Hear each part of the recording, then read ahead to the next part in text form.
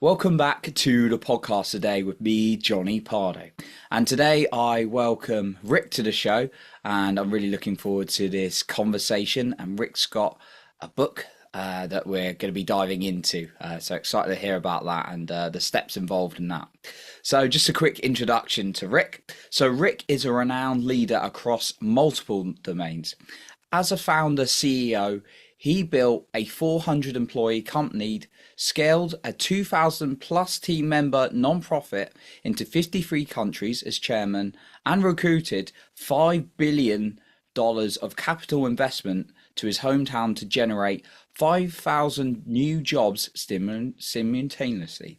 His podcasts and talks communicate deep insights into how mankind functions, rooted in his acquired knowledge of ancient literature, world religions, strategy, and the arts.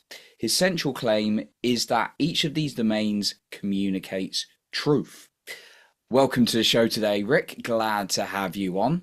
So, you're a man who's done many things, it sounds like, very up to many things. So yeah, like there's a fascination of a combination of things here, like ancient literature, world religions, strategy, and the arts.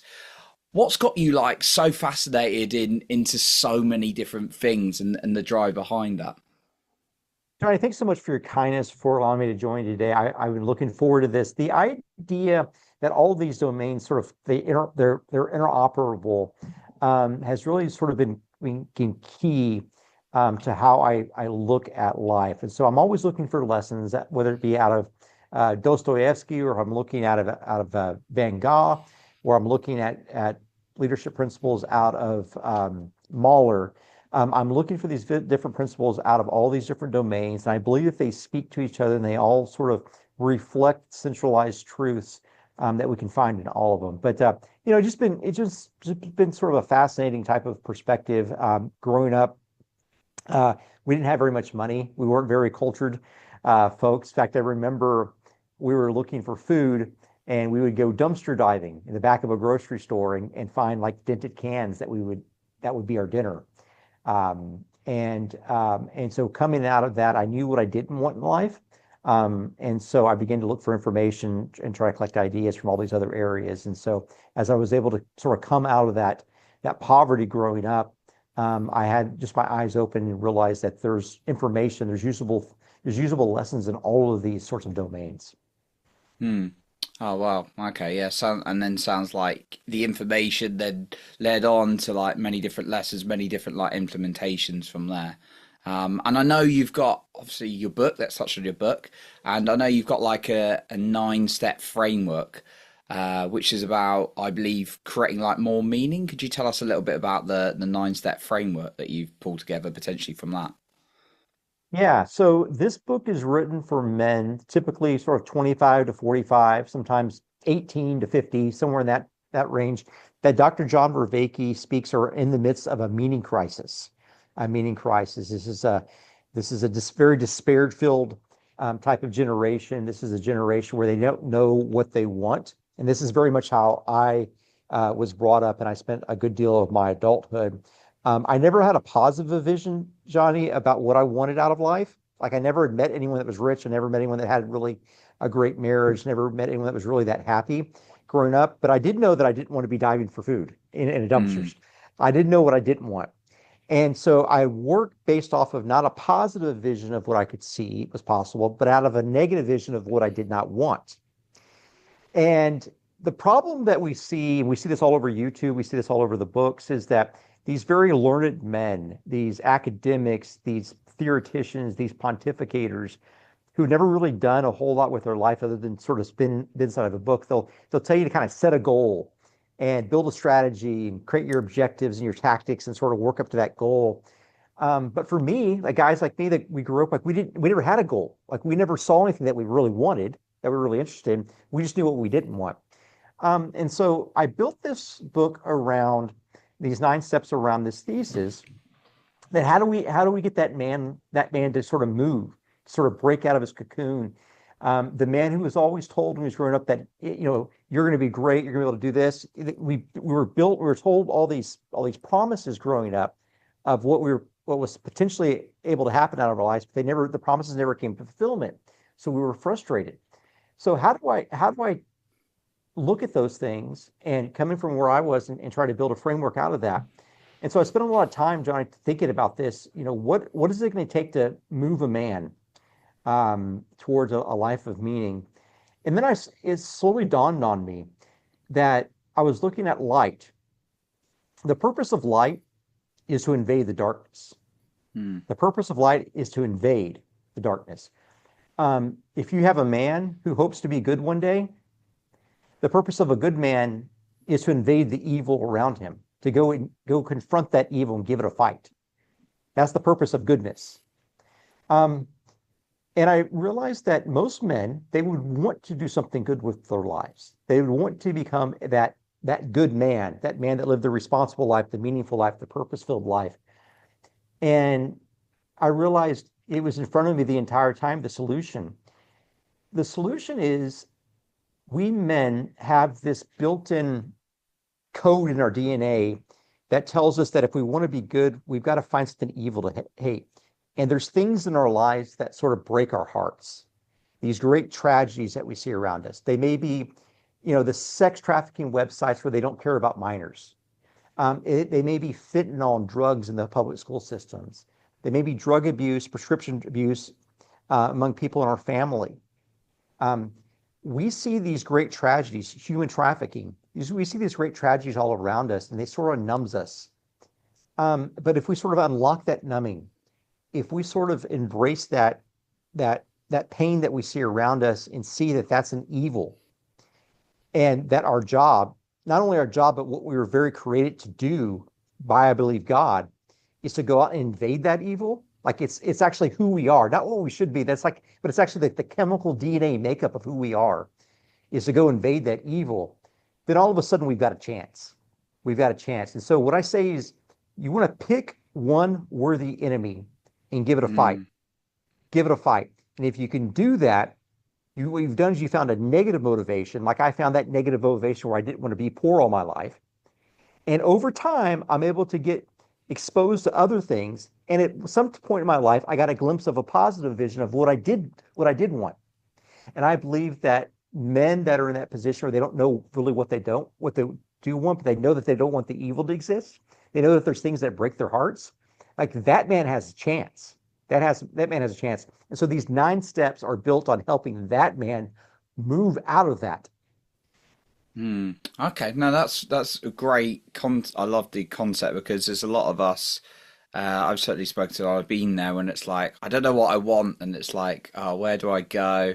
But people are generally very good at saying what they don't want, right? It's like I don't want to feel this, I don't want that. So this kind of framework helps create like meaning to that challenge that you're not wanting. Yeah, and that's the crazy thing because no one ever talks about that. No one ever talks about the fact that you can sort of build a life, at least initially, under the things you don't want. Everyone tells you like to go for your dreams, go for your visions, set goals. But a lot of us we never had any goals. We never know what we want. We're so indifferent, we're so wishy-washy. We don't know what we want. And Hmm. so, but we have to move. We have to move somehow. Yeah. So it's like flipping.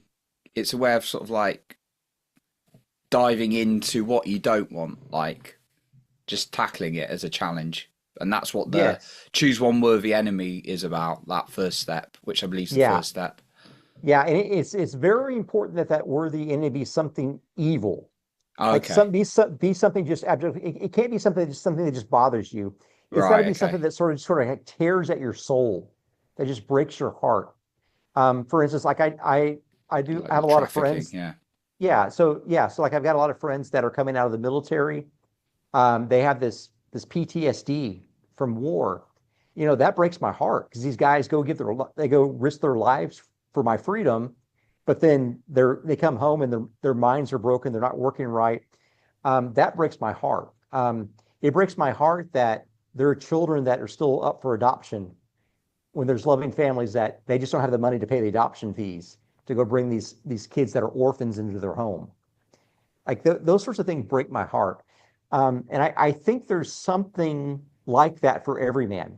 If there's going to be something there that's clearly, like without a shadow of a doubt, it's an evil, that must be fixed. Like you must see justice. You must demand justice to happen with your own eyes as a man.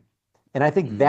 that's the pivot. That's the grand pivot. If you can figure out what that is and go all in on that thing, then you've got a chance to build the most relevant, most spectacular, most beautiful story that you could ever imagine. And it always comes out of a hopeless despotism that we never think is escapable.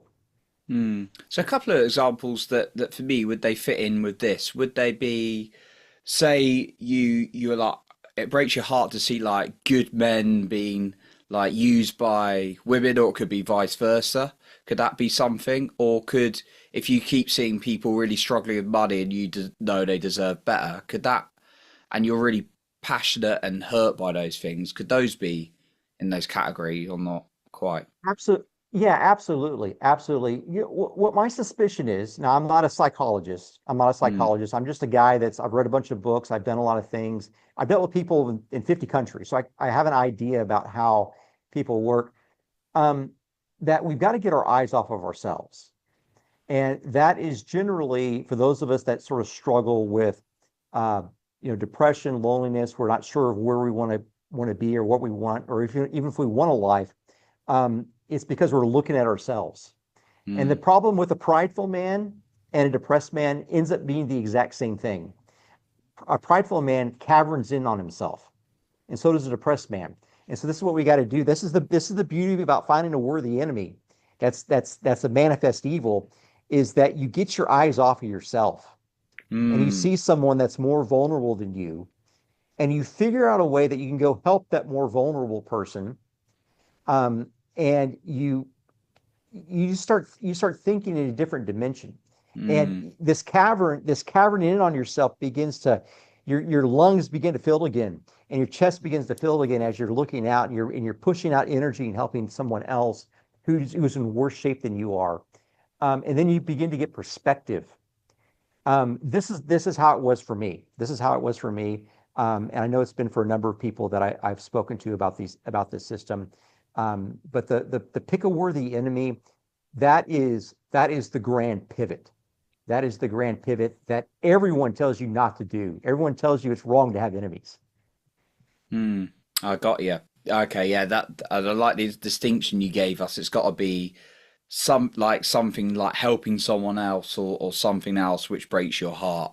Yes. And you're really passionate about, like you said, not just about like it bothers you a little bit, but it's like really tearing you up. Like Yeah. you can't stand seeing that man or that group of women or those children, and that really, yeah, that really breaks your heart. So it's something outside of you. Thanks for explaining that, Rick. I appreciate that. So yeah, there's some steps that I'm really keen to touch on, and I know there's 9 steps obviously in it. But yeah, there's one which is pick a master, or one will be thrust upon you. Can you tell us a little bit about that?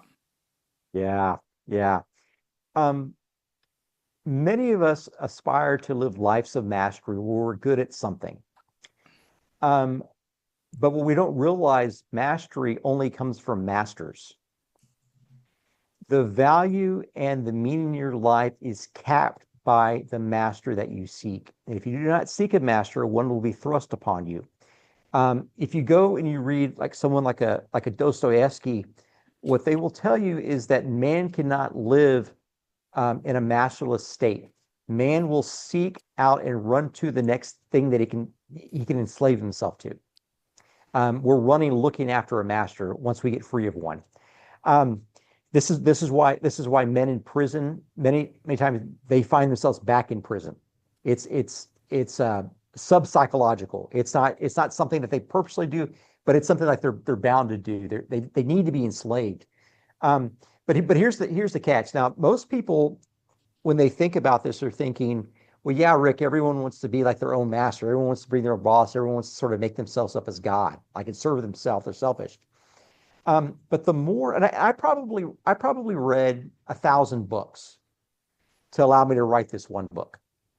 So what I'm trying to do in this one book is I'm trying to give you like the wisdom of 1,000 books and distill it down into 9 steps. And so it's very tough to do.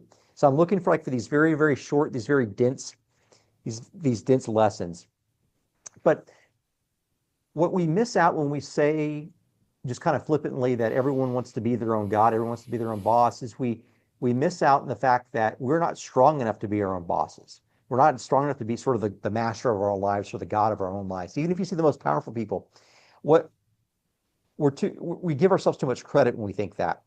The truth is that we want to set up a reality. We invent reality. So let me give you an example.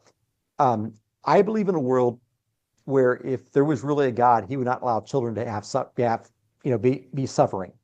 Or a world, I would invent a world that didn't have any childhood cancer. Or I invent a world where there was never any injustice, there were never any drugs, there was never any pain. We would invent these types of world if we were God. And so therefore, because this sort of world that's full of pain exists, I'm then going to disavow any God or any religion or any sort of faith. We come up with these excuses of how reality should work or a God should behave. Um, but the problem with that is that what we're doing is we're not setting up ourselves as God. We're inventing a God. And on this God that I invent, I'm going to blame him for all the troubles that I see. It may look like a God that we set up, or a reality that we set up, a world without any pain or without any discomfort, a world where that person didn't do this to me 30 years ago when I was a child, that sort of world. We invent these false worlds and these false realities, and we do that because we're not man enough to take the blame ourselves. We make this the God, we make this the ought. This ought to be the way things happen. And we use this as an excuse where we live a life of lies. And so you try to make that master this thing, this false invented reality, this false invented God, your master, and you will live a meaningless life. And so that's why I say you got to pick a master. It won't be thrust upon you. You'll thrust one on yourself, and it won't even be yourself because you're too weak to do that. You'll invent a God and put all your stock in this invented God that doesn't exist and a reality doesn't exist, and you lose it all in the end. And so this is why you've got to pick a master. Okay, so your master's like a choice, someone you follow, or you're saying it's yourself, not Yeah, yeah, yourself. yeah. I don't think we're strong enough to follow ourselves. I don't think Yeah. we're strong enough to do that. I think it's got to be either like a sage or a pastor or a prophet, or it's got to be someone like that at the earthly level. Or if you want to go even above that, it needs to be Jesus Christ, or it's got to be Buddha, or it's got to be some sort of deity, some actually divine deity that you want to put your stock in. But obviously, you want to do your homework. Don't just pick one arbitrarily. Do your homework and see which one proves out to be the most real. And I have to talk about this some more, but that's what I think. I think you've got to aim high when you select your master. Okay. Yeah. Okay. So being like selective on who you're following for like guidance and that. Okay. There's another there's a few, obviously quite there's 9 steps in the book, obviously. So you've got one about give away what you want to keep. Yeah, I'd be intrigued to hear about that a little bit. Um, yeah, what that means, because I know people will be like, I don't want to give away what I want to keep. So I've found that some of the greatest truths are hidden in paradox, where one thing and the opposite thing basically are saying the same thing and they're pointing to a higher truth. And this is what this is. If you want to keep something, you got to give it away. So let me give you some examples of how that works. If you're an investor and you have a lot of money, you can't just hoard it to yourself because your money will get eaten up by inflation. Makes sense, yeah. So you got to find an entrepreneur who you can give your money to, and they can go invest it and they can return it to you at a rate higher than what inflation eats it up at.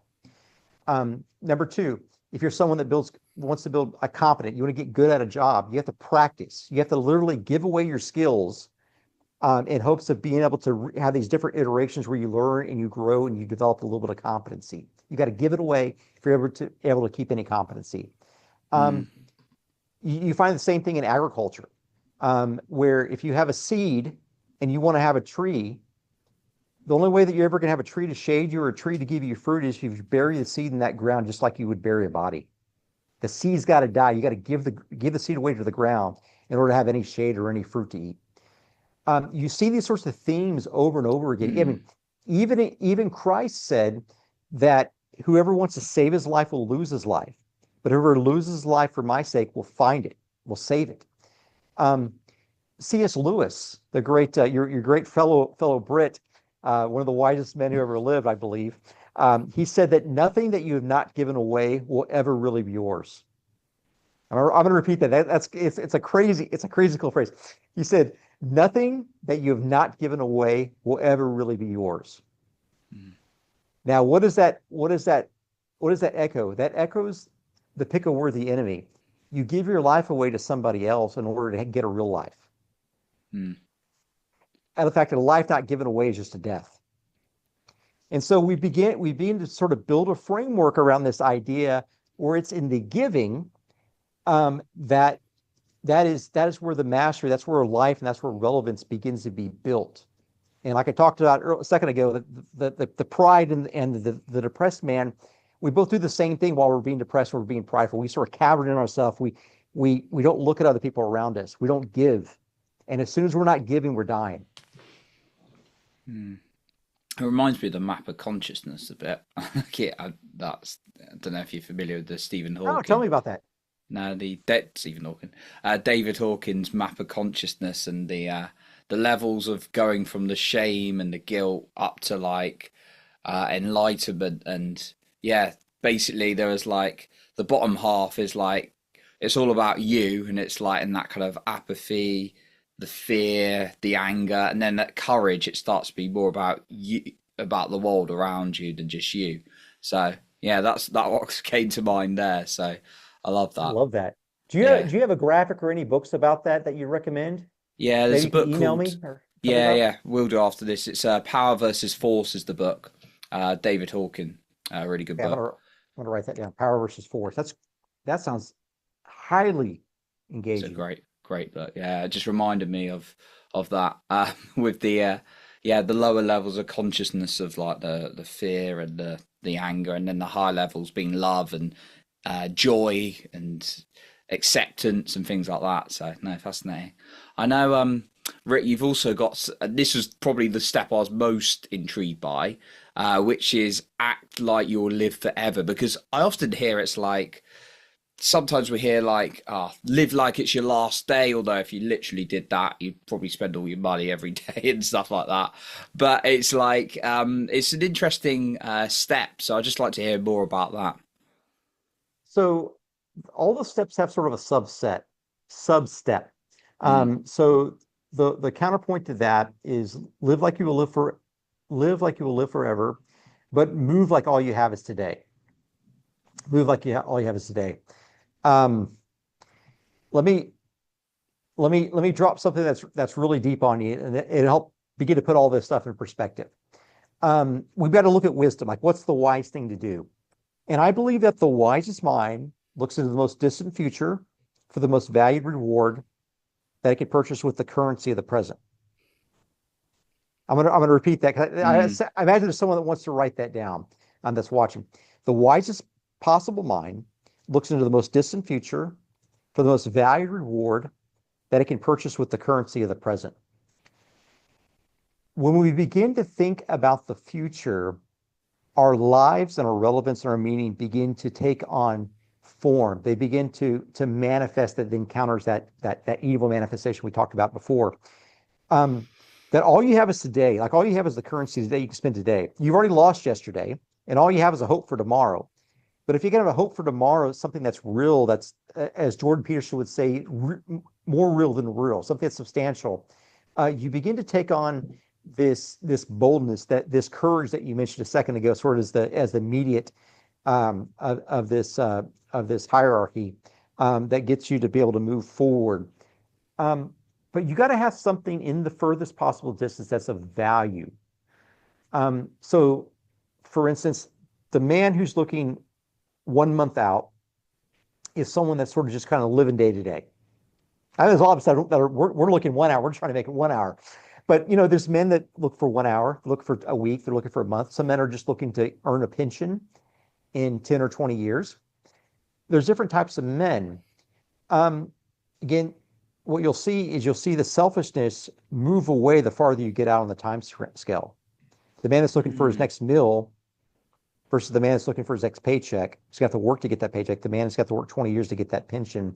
You see the distance to the future and the distance to the selfishness, they both move. They both move the further in the future you get out. Um, but then also, this gets into the idea of relevance. We all want to live a life of relevance. When I say you got to go to the most distant future, what I mean is that you got to find something that has in it indestructibility.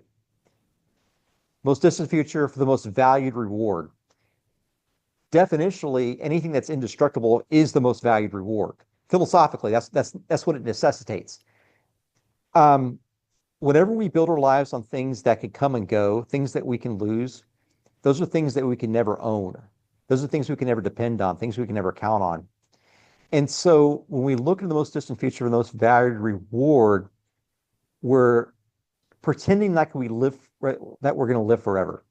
Whether you will or not, I don't know. But you're going to pretend like you live forever. You're going to live forever, and you're going to purchase that forever with the currency of today. And so that's what a wise man starts to look like. Who's thinking in terms of centuries, not in terms of weeks and hours. And this is a goal. This is a goal. This is what sort of picking where the enemy and kind of cobbling together your competency to fight that enemy looks like, is you come up with the idea that I'm going to start moving that threshold out slowly but surely. The type of man who's looking for his next meal becomes the type of man who's looking for his next paycheck, becomes the type of man that can envision a pension one day if he puts his head down, can then envision what his kids and his grandkids would think about him, who would then envision the type of world where if I set up this type of nonprofit, this is what this world could look like in 100 years. These are the type of men, but mm, you can't get there instantly. You've got to grow into that.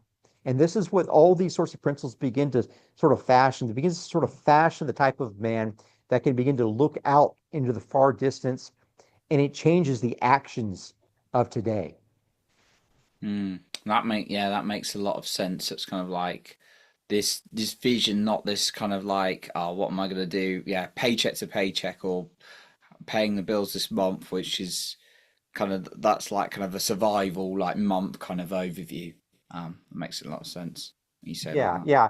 And not to say that, like, I still worry about paying the bills too. Like, I Yeah, don't, yeah, sure. you We know, practically yeah, live in the wild, right? Yeah. that's right. That's exactly right. Yeah, yeah. I mean, we're also going to worry about that sort of thing, but it's not going to be the primary worry. Um, and I think that's the important thing. Again, we're trying to get our eyes off of ourselves and get our eyes onto others. Hmm. Wow. I love that, right? That's such a beautiful insight. Yeah. And I wanted to touch on the final step. Obviously, I've skipped a few, and definitely get Rick's book to go through all these steps. But yeah, the final step, step 9, is about seeking beauty, and you may find a truth. Yeah, tell us a little bit about that one. Oh, this is my favorite. This is the Save it to this end. yeah, this is the secret sauce. This is what we're all missing. This is what we're all missing in our lives. This is the thing we forget about. Vincent van Gogh, the great painter, he said, "What looks beautiful, really beautiful, is also right." He attaches beauty to truth. He attaches beauty to truth. Now, what does that mean for us? Um, it means that when we're faced with circumstances in our lives, choices about what to do next, choices about, where we're going to live, whether we're going to ask someone to a date, whether we're going to have kids, whether we're going to give up. Um, it's the quality of that decision that determines whether or not the beauty is in that decision. And the more beautiful decision you can make, the more right it is. Let me give you an example. Let me give you an example. If I'm thinking about myself, I'm thinking about what's the best possible meal I can have tonight and still be able to pay the bill. I'm looking for a steak, or I'm looking for a lobster, I'm looking for something. I'm thinking about myself. That's not a very beautiful thing to do. but in my sort of my self-centeredness, I'm thinking about that. But a wise man may come up and think, or a wiser man may say, what is the more beautiful story that my grandkids would want to tell about me? Mm. Um, what if all I have is $100 in my bank account? What if I went out and I gave that last $100 away to a poor elderly woman on the street? And I have no other hope of making any money. That's all my money. And what happens if I gave the homeless man next to her my shoes? And what happens if I gave that next person, that single mom with a child there, what if I gave her my car? And what if I gave away everything I had? Would that begin to tell a beautiful story? In fact, would it be a beautiful enough story that my kids may even care enough to tell their friends about one day, about how my dad did this or that? Maybe, maybe like we're starting to get closer to a beauty, something that's worth telling in a story, and therefore we're getting closer to what the correct thing to do is. This is what Van Gogh's telling us about. This is how we make our choices ultimately. This is how we should make our choices ultimately. It's about the beauty in the story. But here's the catch. There's always a catch. Um, we want people to care about our lives. Like we want people to remember that we live, right? Like we don't Mm. want to be forgotten. And we assume that people are going to remember about us, but I don't even know my great grandparents' names. Like I can't recite because they didn't. I mean, I'm sure they were great people. I just don't know anything that they did. I have no reason to even know their names. And so I think in the back of my mind, in the back of many people's men's mind, we're sort of wondering like, am I going to be forgotten in 2 generations or 3 generations? Or maybe just 1 generation I'm going to be forgotten. Maybe I'm gone. Um, and we're trying to figure out how do we build relevance. And the way that you build relevance is you have to build a story that's worth telling, that's worth other people telling. And the catch is this: no one will give a damn about your life unless you heighten to love or destroy it to evil. Mm. That's the cold-blooded truth. Unless you heighten to love or destroy the evil. And this is why I talk about you got to find a worthy enemy. You've got to find a worthy enemy to defeat. And whether you defeat the enemy or not, as long as you've gone all in, you've made the beautiful choice with your life. You've begun to make a beautiful choice with your life. And maybe you go 4 or 5 generations, people are still talking about you, what dad did or what grandpa did. Um, but when we begin to think about building our lives, not in terms of how much money we can make, how comfortable I can be, what sort of pain I can avoid, we begin to think about what sort of beautiful story can I tell with my life? What kind of beautiful story would my grandkids want to tell about me one day, whether I have kids yet or not? We begin to start making right choices, good decisions, strong decisions, decisions that are the type of decisions a man who is looking into the most distant future for the most valuable reward. And he effectuated, he did the best beautiful thing today with the currency of his present because he had already lost yesterday and only had hope for tomorrow. He begins to act in today. And this is big. This is where we begin to find relevance and we begin to find hope. And we begin to find this curious little notion that the religions talk about, this idea of redemption, where again we talked about this sort of invented world a second ago, like where you wouldn't want an invented world where kids got sick. But I would submit for your consideration that it's a lovely world where you have kids that get sick and you have doctors that heal those kids. The doctors are good. The doctors are a little bit of a beautiful thing in the world. Mm. Um, you have this idea where we can forgive one another, where if you offend me, if I forgive you, that's a beautiful thing. You come to me and say, Rick, I'm sorry I made a mistake, or I come to you and say, Johnny, I made a mistake. Us forgiving each other and pretending like it never happened, that's a beautiful thing that would have not existed in a world without any pains. So too redemption. I believe that a redeemed man is more perfect than a perfect man who never needed to be redeemed. Because we're talking about beauty now. We're talking about a beautiful story. A redeemed man is more perfect than a perfect man who never needed to be redeemed. And this is how we begin to build beauty out of the pain, beauty out of the tragedy, beauty out of these men like you and me, where we've wasted years of our lives doing things that were sort of selfish in nature. And I'm assuming we're the same. I'm assuming we're Yeah, the yeah, same way, definitely. but we've all wasted a lot of time.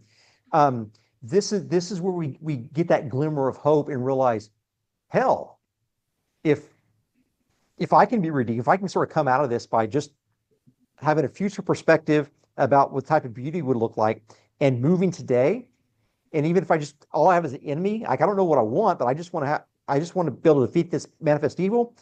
I can begin building a beautiful story, and it's even more beautiful because I'm that type of man who fucked up in the past, and I'm Mm, able to sort of turn that around, that grand pivot, that grand redemption, that grand forgiveness, that brings even more beauty into the story that would not have been there had we not messed up in the first place.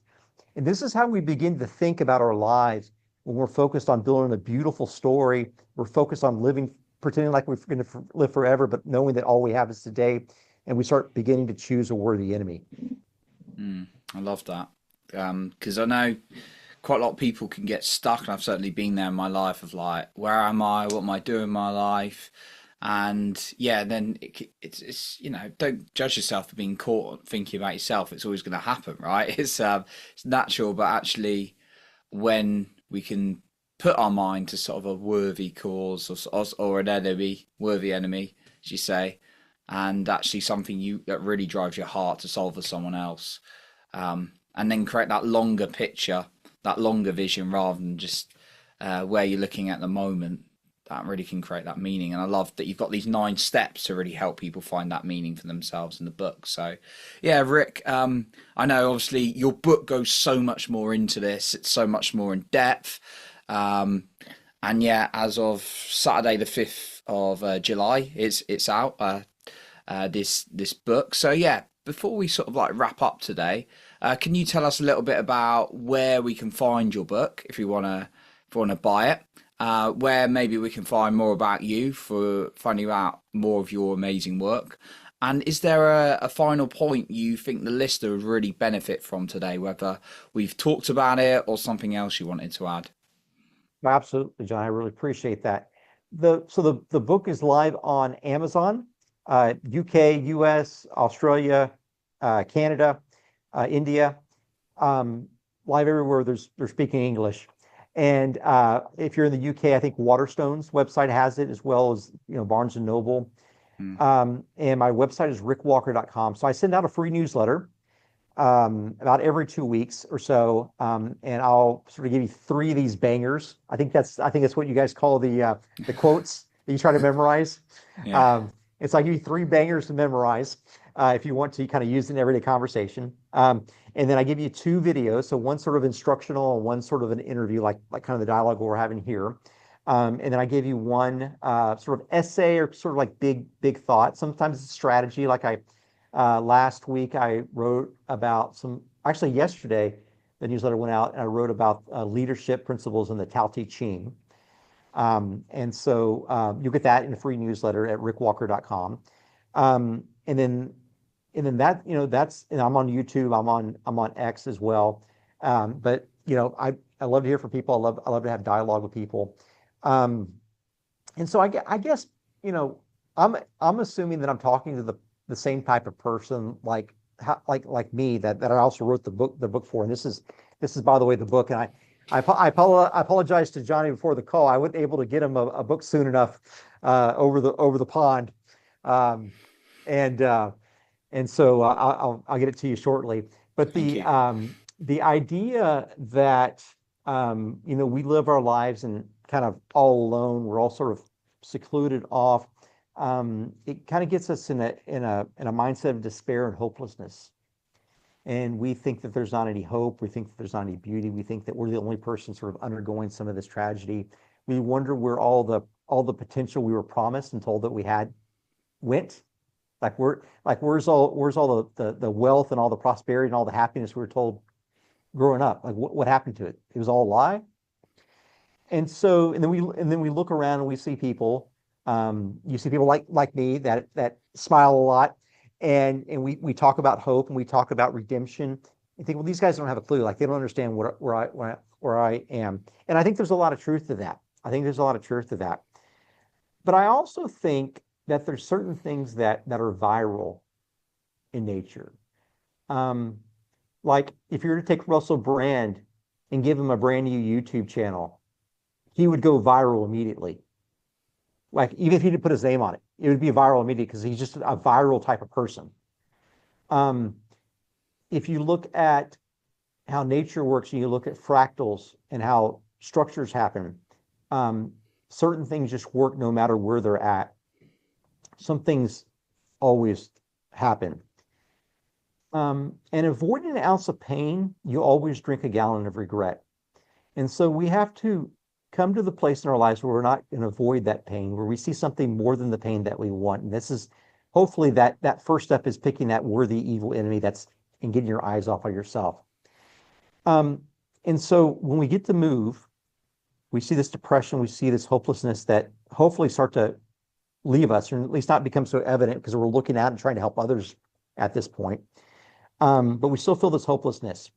But here's the truth. This is a philosophical, mathematical, theological, and an ultimate truth that I'm going to give you. It works in all those things, and on all those realms. It's this that if a drop of hope exists anywhere, it threatens all threats everywhere. Mass is what bends time. Mass and gravity, they bend time. In fact, if there's any mass anywhere in the whole universe, all of time is already bending. That's necessarily what it means. So too is hope. So too is hope. That if a drop of hope exists anywhere, even if it's here in the States, it can invade through the bits and through the atoms of this internet. It can invade the rooms where you are. And if it can invade, the magical thing about hope, and I don't think anyone that's watching would doubt that I have at least an ounce of hope. If you have an ounce of hope, it invades, but it also threatens all threats. If it exists anywhere. And all the threats, all the depression, all the tragedy, all the comfort seeking, all the desperate nature, all the financial issues, all the relationship issues, all the mental issues. And I'm someone that comes from I talk very specifically about a mental issue that I had in my book for a number of years. All of that gets wiped away with one drop of hope existing somewhere else in some other person somewhere on the planet. And so right now, my final word is this: that hope lurks. I love that, Rick. Thank you for sharing that and for coming on today. And look forward to getting the book. And yeah, definitely grab a copy of Rick's book. We'll be linking this in the show notes. So a big thank you once again, Rick, for coming on today. Johnny, thank you so much for blessing me and allowing me to come on. Thank you. So that concludes today's episode. And remember to lead with your heart and not with fear.